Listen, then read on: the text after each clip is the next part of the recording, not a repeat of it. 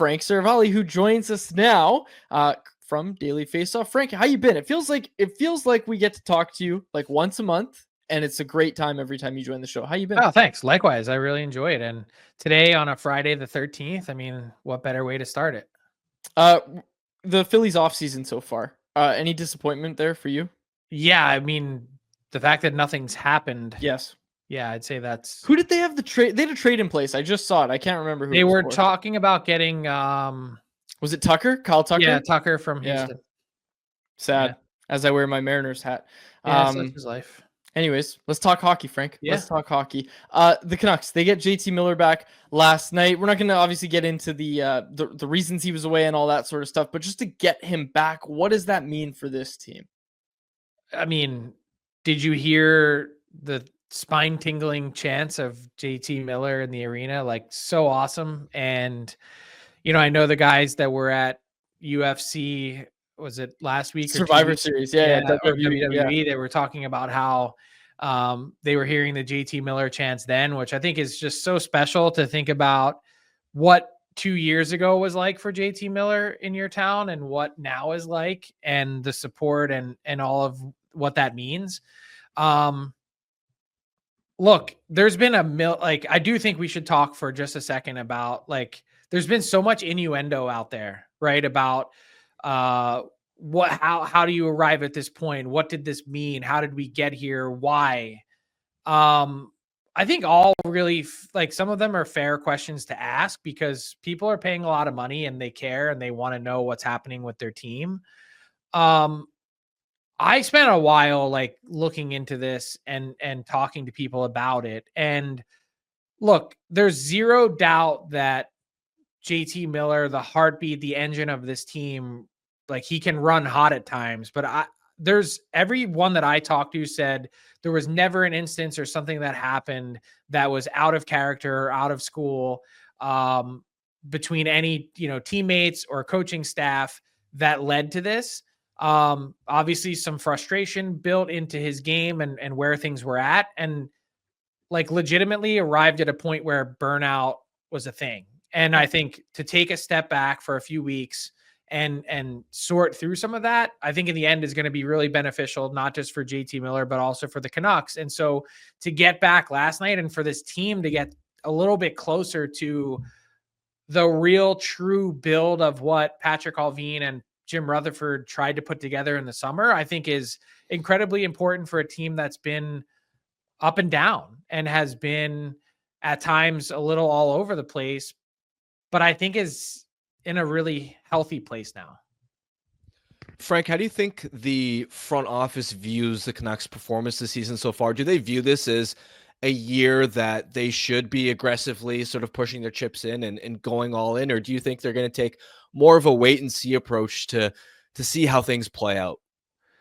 Well, for one, they just wanted to see this group assembled as they actually built them to be, which I was hinting at. The Phil Hronek injury is tough because, that window is now extended out a couple months to the point where you may never get everyone completely healthy at the same time, which is also something to reckon with.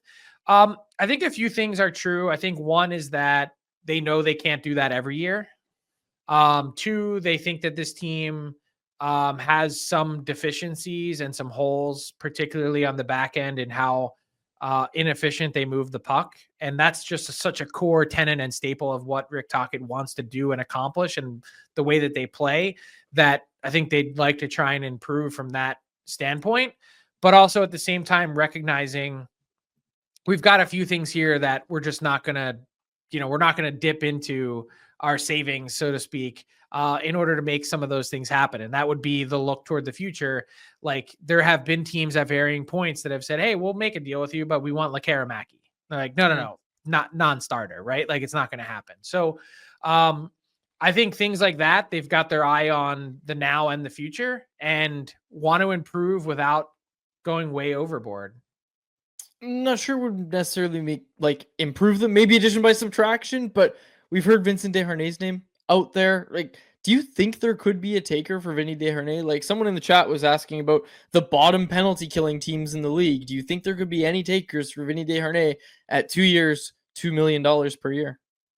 Would there be, yeah, would someone in the NHL take him if the Canucks were trying to offload him for free? Yeah, I think so. Like, if you put Vinny Desharnais on waivers today, would he pass through? Maybe, maybe not. I lean toward maybe.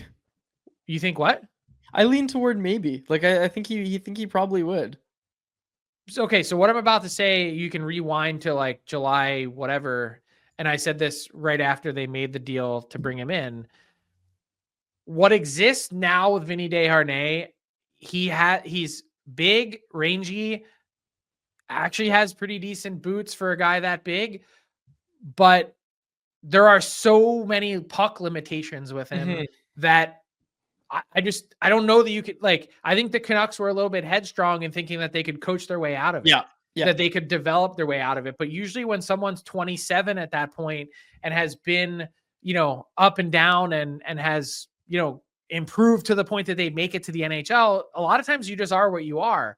And everyone wanted to see through those limitations because of the body and frame that he has, that you can't do that. Kevin Lankinen had another terrific performance last night. It's interesting, given how much Thatcher Demko has dealt with injuries. I think we all know at this point that even though Demko is ultra talented, that moving forward, this team is going to need a really reliable, solid number two behind him as insurance. How motivated do you think the Canucks will be? How strongly do you think they'll push to try and keep Lankinen? And ultimately, should Canucks fans be worried that Lankinen might price himself out of Vancouver with the season he's having?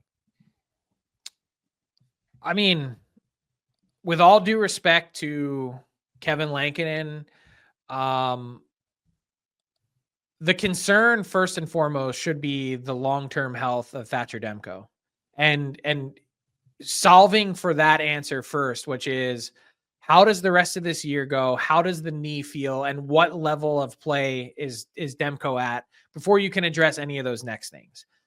Then next, it's Lankinen has been great.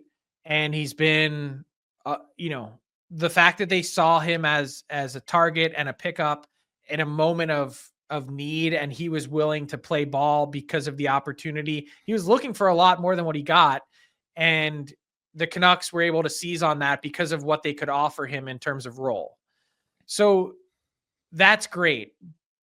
But I would say, as good as Lankinen has been, every year there's 20 to 22, 25 goalies that are available every summer that I think, for lack of a better term, are interchangeable parts. Like, look at the summer that we arrived at last year. Anthony Stolarz goes to Toronto.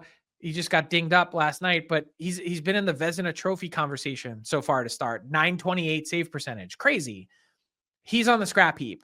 And then, look at some of the other guys that make it to free agency. There's such an influx of goalies that getting married to one guy because you think he's the right fit, I think you have to base it on price, and you have to base it on value, because look at some other teams and the way that they've approached the goaltending position. The Demko contract has been great, and that's a whole other topic now of what that next deal looks like. But look at Washington and their tandem. Look at the Leafs. Look at Carolina. Look at a lot of teams that are in the playoff mix aren't devoting a ton of resources to it because they've figured out the same thing that I'm talking about, which is you can get a reasonable facsimile for less that allows you to spend more in other areas of your team that make your team better. Frank, Brock Boeser. We saw the report earlier this week, looking for 8 years, $8+ million AAV. The overwhelming reaction among Canucks fans was, "Oh, that's too much." We know that this management regime will play hardball and they'll do what they need to do. We know that. But do you look at that and just say that's just a player and an agent looking for a number? It's not going to actually come in that high. Like, where do you kind of project that Brock Boeser is going to land if he signs with the Canucks? Well, the first thing I thought of was he makes $665 now. So getting to 8 is really not a significant raise. And he got to that point based on the production that he had before that, which was someone who was kind of averaging like over an 82 game pace, like somewhere between 26 and 29. Like I'm in that ballpark. And if you get to that number at 665 with that, you touched 40 last year. He scored last night. So he's on a good pace this year. He's on a really good pace. He's like Missed some 29 time. and a half. If I'm not like, I think I checked the math yesterday. He's on pace for just about 30, somewhere between 29 and 30. Yep. That's above his career average. It's not last year's pace, but it's still enough to get you paid. Like 30 goal scorers in the NHL get paid. Like they just do. And not only that, but now we're entering a new phase of the cap that's actually increasing. So the 665, it actually kind of just translates over into 8, and it's not really a significant raise. The bigger question for me would be term. For a player that plays the way Brock Boeser does in his skill set, is he going to slow down? Is he going to be a guy that you have to worry about in years 5, 6, 7, 8 of the deal? That I think is the way more pertinent question than the $8 million.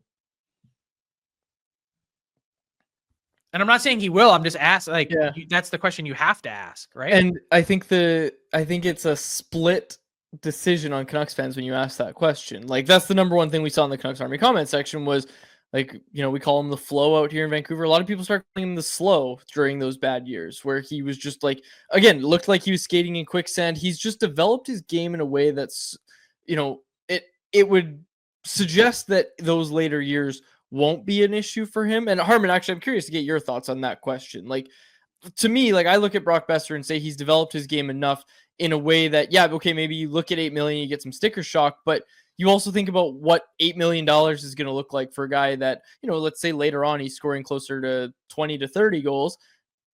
Looking at that with the cap going up, like I look at that and say, like, this is probably an okay deal to think about. Okay, so like let's look at our chat. K-Town Chef says, I'd rather give Brock $9 million for 5 years than 8 times 8. Okay. But what would be Brock's incentive to take 9 years times 5 when he could probably go to market and get someone to give him 7 times 8? Yeah. Yeah. Harm? No, I'm sort of with Frank there, where to me it's not so much the AAV. I think 8 million AAV is totally fair for what Boeser is right now. It's the term, and I think the Canucks are caught in a position where the window that they have to win is, or the best window is this current timeline with Hughes remaining 3 years of his contract at under 8 million. That's your best shot at contending for a Stanley Cup. And I don't think you can look at that contract and say, you don't want to sign it, that you think it'll age poorly long term. But then the question becomes, how are you going to replace Brock Boeser? I don't think they have a Boeser replacement internally. I don't think Lekkermacki is going to immediately be the answer. And I don't think it's just easy to find 30 goal scorers on the free agent and trade market. So I think two things are true there. The contract that he is going to be able to fetch probably won't age well long term, but also he's probably too irreplaceable to this team, given that this team's window to win is right now, that they'll probably have to concede and sign a deal to keep him. Frank, reading into Patrick Levine's preseason comments that they would need to make a decision on Boeser before the deadline. What do you make of that? Like, clearly the suggestion is if we can't sign him, we're going to trade him. Like, that's, to me, that's what I read into it.